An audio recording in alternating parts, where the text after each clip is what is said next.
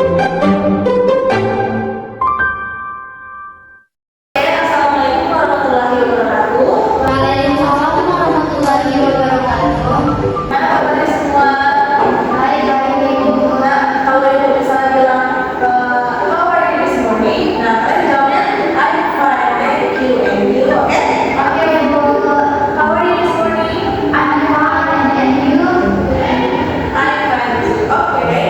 Nah, pada pertemuan kali ini kita akan belajar mengenai siklus hujan. Nah, siklus hujan itu terbagi atas 5.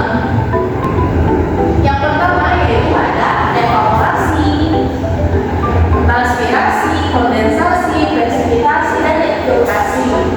Nah, yang pertama, proses yang pertama itu ada evaporasi.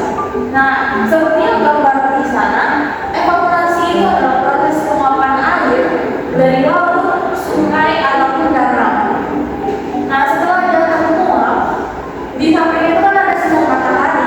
Nah, jadi sinar matahari itu memanaskan air dari luar menjadi memanaskan air dari permukaan bumi sehingga air menjadi uap air. Nah, contohnya yaitu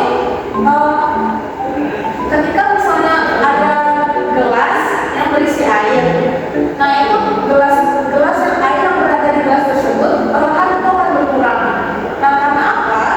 Karena air yang di dalam gelas tersebut perlahan menguap ke udara dan akan hilang secara pelan-pelan.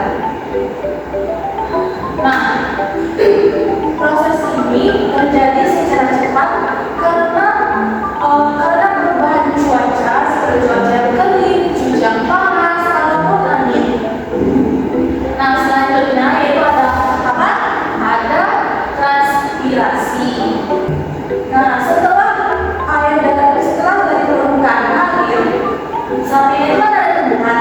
Nah, tumbuhan itu juga mengeluarkan uap air dari udara melalui proses yang disebut dengan transpirasi. Contohnya, transpirasi itu adalah penguapan air dari daun tumbuhan ke udara. Contohnya